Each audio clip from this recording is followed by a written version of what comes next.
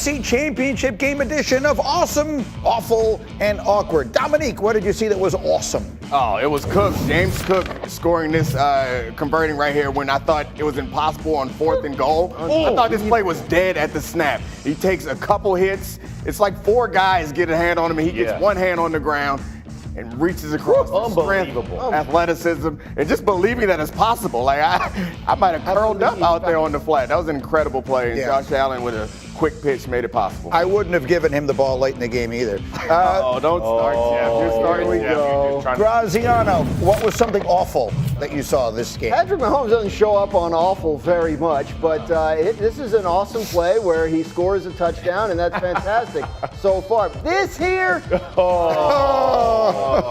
aren't many things I think I could do better than Patrick Mahomes, but that is one of them. He actually posted an apology for that, which is good for him. It just sucked all the energy out of the moment. You see his face, he just goes like, Jeff, awkward. What was awkward? Oh, we start from awesome, and then that we don't give him the ball at the end of the game. Even the broadcast, it was going on. We're like, man, James Cook is tearing this thing up. Let's not give him the ball in the last minute or two of the game. Let's just try to win it without him. Take our second best player on offense and not give him any touches. That's a good call.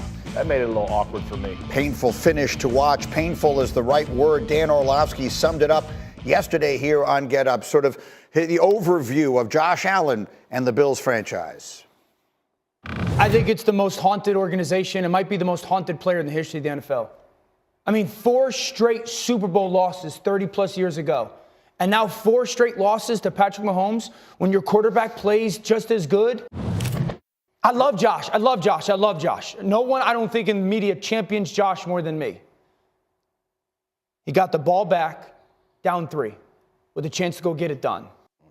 All right, Graziano, you were with them. You've covered the Bills, I want to say 3 weeks in a row or something like that. And you were, what did you observe? I think all of us on the outside are like, I don't even know how you get up in the morning if you're the Bills the next day and they're fans. We have some of them in our studio. Poor Tyler. What did you observe after the game? They were devastated, and that's a word a lot of them use. I mean, they felt like they were in a position to win the game. They felt like this was a year that they were, they felt good enough about themselves. They were going to finally take out this team. And once again, it happened to them by the same exact team. You start to, what you don't want to let creep in is, we'll never get this done. We'll never beat them. But obviously there's a feeling in there of like, we've tried everything and we still can't beat them. It was obviously a very deflated group. Sean McDermott said some things about, look, we're a good team, we're a good organization, we're going into next year with some momentum. All that's true because this was supposed to be the rebuild year, right? In Buffalo, they weren't supposed to get as far as they did.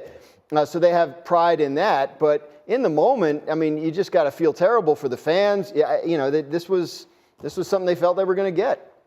Yeah, I guess I just don't feel that way. They had the opportunity to win, and they didn't get it done. They didn't execute, they right? Played a great game. Yeah, the Chiefs gave them every opportunity to close this one out. Whatever the season was, quote, supposed to look like, that's real air quotes, supposed to look like when the season started, the bottom line is they had every opportunity to win. They did have the ball with Josh Allen down 3. They did have a chance on defense to close this thing out and not give them another opportunity.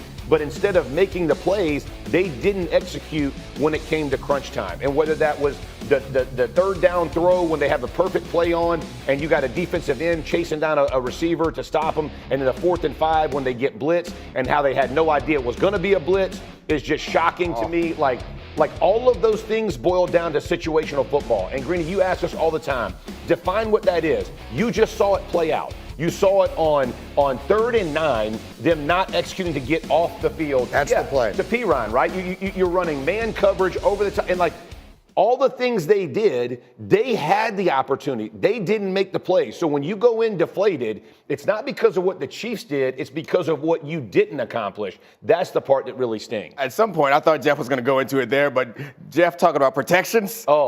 He almost lost his mind talking about protection. So at some point, I'm sure Jeff is going to explain that to us, how they missed that opportunity. But when you're getting to the big picture, I think that's part of this is a little bit frustrating because while it all makes sense about how they have Josh and you have this long runway and this was a rebuilding year, it all makes sense, but it's impossible to feel that way when you're on the team. Amen. And when you play in a game like that where there were opportunities, it's really hard to then step back and be like, but we're all right. You're going to be thinking about what we should have done, what That's I right. could have done. And I know Kincaid, I'm sure, is thinking about that catch he could have made, but that's one of multiple plays that didn't go in their favor in that game, and I'm sure they won them back, and it doesn't matter that they are in good shape going forward right now. I think it is important to note, though, a lot did go in their favor in that game.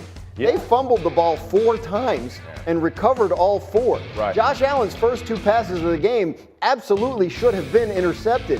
This was not a team that came out looking like it did the week before against the Ravens or the week before that against the Broncos. They got the ball first, and they had the opportunity to do something, and they looked jittery. Yes. This was not the same Buffalo team in terms of when it got on the field as we had seen throughout the year and in recent weeks. And I think, you're playing the Chiefs at Arrowhead in the AFC Championship. The margins are tiny. Right. If you don't make the most of your first couple of drives, you could end up paying for that later, and I think they did. And I love what Nick just said about long term.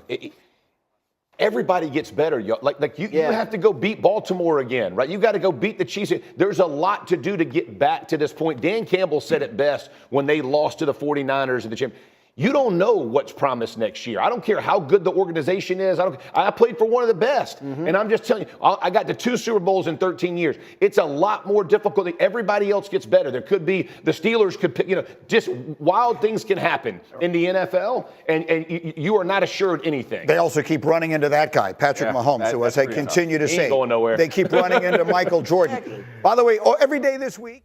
How's it going, everybody? Villa Sports Network here. Just want to thank you guys for your support on the channel. Thank you guys for watching the video. Hope y'all enjoyed it. I also want to kind of remind you to don't forget to leave a like on the video, subscribe to the channel, and leave a comment on the video if you like as well. But regardless of the fact, thank you again for your support, and hope to see you on the next video.